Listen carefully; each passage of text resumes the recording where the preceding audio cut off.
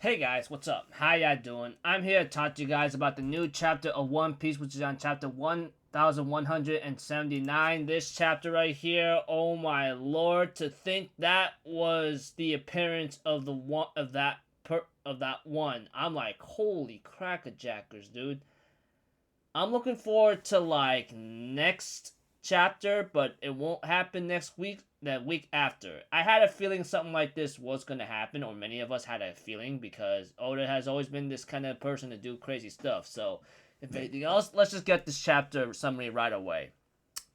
We have to it. The girl says like, "Hey, are you seriously going down there? Let us do it, dude. You gotta consider this. If you descend to the lower realm, you're gonna be in real trouble." Fingerling Garling says, hey, we got other matters to worry about right now. If Emu says they're gonna do this, we gotta let them do it. We have to it. York is complaining about not getting food, and I'm thinking in my mind, just shut up already, man. I'm glad enough she's getting the freaking treatment she deserves, not having anything to eat. Man, I don't even know why Oda loves to keep her alive. Honestly, I wish I killed her off myself, but I guess she has her own important role to play, so whatever. Oda does Oda whatever he wants to. We have to it, like I said, the girls are saying, no, don't leave the castle. Let us dispatch the Navy admirals to Elbaf instead. But one of the girls says that's not gonna happen. I mean, we all really are in trouble at this point. However, Emu therefore says this is all inevitable. And Emu therefore thinks about Rox D. Sebek's words, Goldie Roger, Shirahoshi, freaking Shanks himself, and Harold, Loki, Whitebeard's death, and then Luffy's survival, Marshall D. Teach, freaking Nefelti D. Lily, Joy Boy, Davy Jones, and retrieving Vivi, and then it's like it was all set into motion long ago. They go like, wait, sir, please don't do this. And they go like they have no choice anyway. And of course they end up teleporting themselves there. And when I mean there, I'll get to that just a moment. After the fight on Elbaf, it looks like everyone is recovering. Zoro was about to cut the steel heart of freaking Sunbirds. He goes like, "Hey, don't do that, please." We get to see Usopp and Brook in a certain situation right now, and unconsciously. As for Sanji, he ends up looking at Remo Shifu, that freaking sleeping dragon fruit user. The guy says, I won't forget your name, Sanji. You better remember mine. He goes like, well, I already forgot. I don't even know who the you are, kind of thing.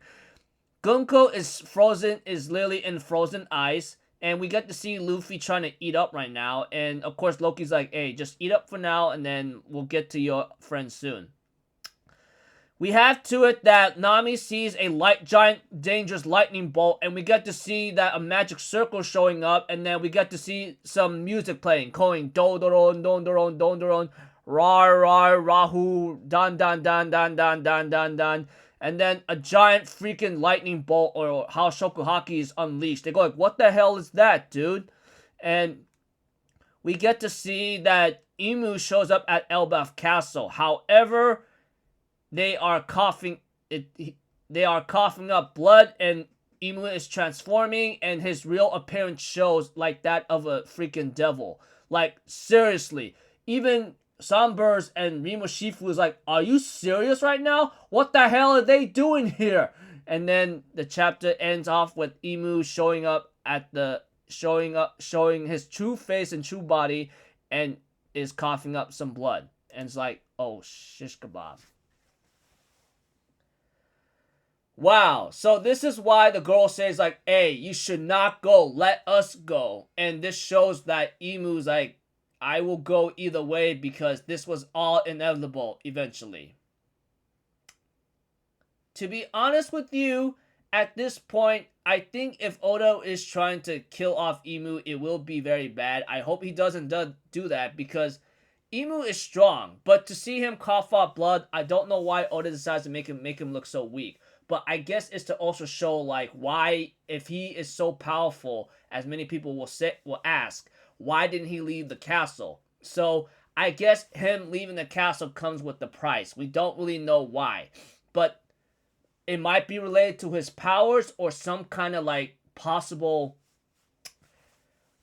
disease that he might have. We don't know. Many don't know. I don't know unless Oda confirms it. All I know is that Goro says like saying, "Hey, you should not go. Let us go, or let us send the Navy admirals to handle this." But Imu's like, "No, I'm taking care of this myself. You take care of the castle for a while, and I'll be right back."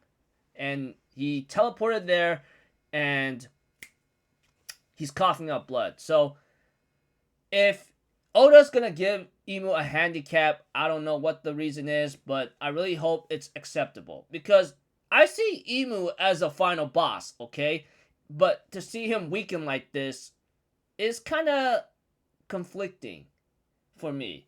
You guys might be asking, why would you be conflicted about this? I mean, it can balance out the scales and can make sense. It all depends on the situation, though, because...